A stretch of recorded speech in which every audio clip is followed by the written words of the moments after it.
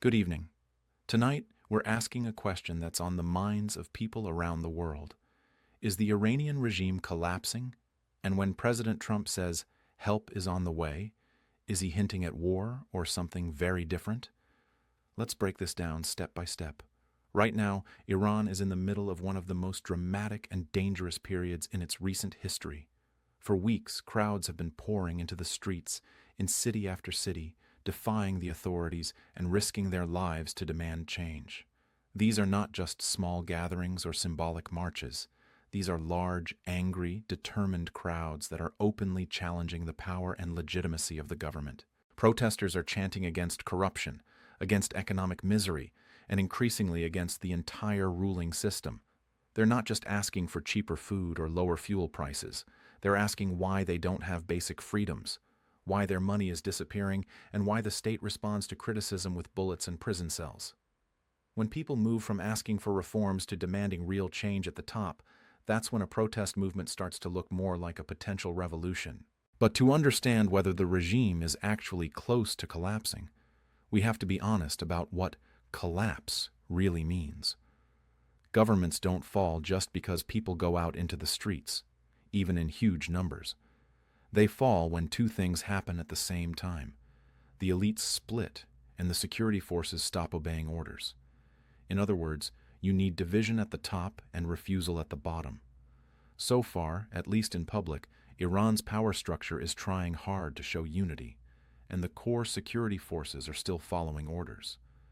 That doesn't mean the regime is safe. It means it's still fighting back.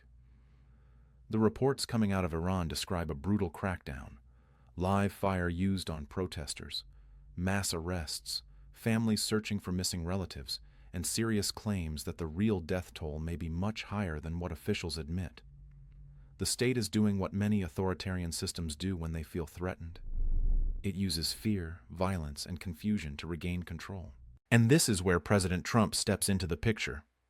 His words have become a major part of this story. In recent days, Trump has made a series of very strong statements about Iran. He has said he's been told that the killings of protesters have stopped. He has warned the Iranian government not to execute demonstrators. And he has sent a message directly to the Iranian people, saying essentially, we see you, we hear you, and you are not alone.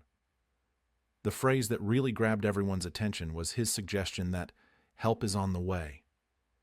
For people inside Iran and for governments around the world, that raises a very simple but very serious question. What kind of help is he talking about? Is this political support, economic pressure, covert assistance, or is he hinting at something closer to military action? To answer that, we have to look at how U.S. presidents usually use language like this. When a president speaks about help for people rising up against a government, that can mean a few different things. It can mean more sanctions and economic isolation, designed to weaken the regime and put pressure on elites. It can mean sharing intelligence, helping opposition groups organize, or supporting activists with technology and communications tools. It can also mean diplomatic backing, using the United Nations and other forums to shame and isolate the government on the world stage. Military help is a very different level. That can range from sending weapons and training to rebels, all the way up to airstrikes or even a full-scale intervention. And that is where the phrase, "is war coming?" starts to feel very real. Because whenever the United States and Iran are in open confrontation, the risk of miscalculation is extremely high.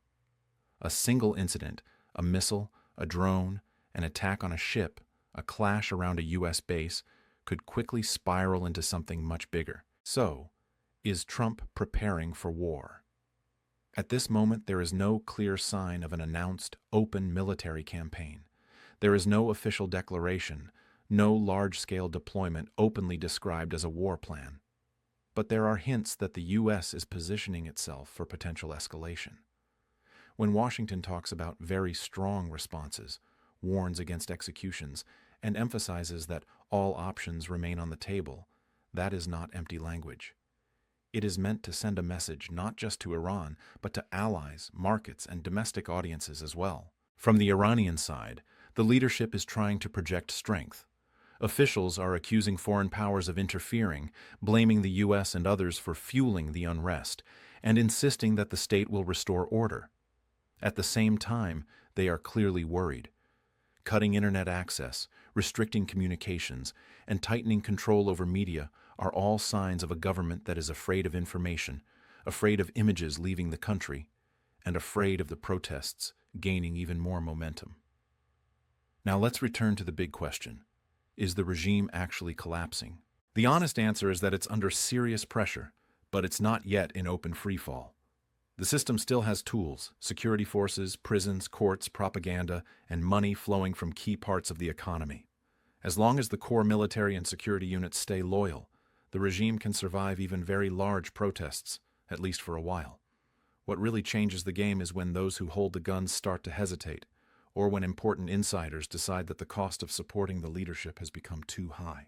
That kind of split often happens quietly at first. You see it in leaks, in anonymous briefings, in sudden resignations, or in factions calling for dialogue and reform, while actually signaling distance from the top. If those cracks widen, if commanders refuse to order mass killings, or if they openly call for changes, then the regime enters a true crisis of survival. Right now, from what is visible, Iran has not reached that breaking point, but it is moving closer to it than it has been in years. Where does Trump's help is on the way fit into that picture? In many ways, it adds both pressure and risk. On one hand, strong international backing can give protesters moral support, make them feel less alone, and convince some elites that the regime's future is not guaranteed. On the other hand, when the United States takes a very loud public stance, the regime can use that as an excuse to label all protesters as foreign agents and justify even harsher crackdowns. There's also a domestic angle inside the United States. U.S. presidents do not speak in a vacuum. Trump's stance on Iran plays into his broader image: tough on adversaries, unpredictable, and willing to challenge long-standing diplomatic norms. Talking about help and warning of very strong responses sends a signal to his supporters that he is not afraid to confront what he calls brutal regimes. At the same time, critics inside the U.S. worry that vague, aggressive language without clear strategy can drag the country toward another conflict in the Middle East without a realistic endgame. So, is war coming? The risk is certainly higher when tensions are this high, and when both sides feel cornered. Iran's leadership does not want to look weak at home or abroad. The U.S. administration does not want to look soft in the face of reported killings and potential executions. When both sides want to appear strong, they tend to escalate their words, and sometimes their actions. That doesn't guarantee war, but it makes missteps more likely. There are, however, strong reasons for both Washington and Tehran to avoid a full-scale clash. A major war would be devastating. It would likely disrupt global energy markets, draw in regional powers, and cause massive human suffering. Inside Iran, ordinary people, already struggling with economic pain and political repression, would pay the highest price. Inside the United States, another long, expensive conflict in the Middle East would be deeply unpopular with many voters who still remember Iraq and Afghanistan. In that sense, the most realistic scenario in the near term is not necessarily a sudden, open war, but a dangerous mix of intense protests inside Iran, heavy internal repression, sharp rhetoric from Washington, targeted sanctions, cyber operations, and possibly isolated clashes or covert actions that never quite turn into a declared war. That kind of gray zone conflict is hard to see and easy to deny, but it can be extremely destructive and destabilizing. So where does that leave us tonight? Iran is facing a powerful, determined protest movement that is testing the strength and cohesion of the regime. The government is responding with a combination of force, fear, and information control, trying to keep the system intact.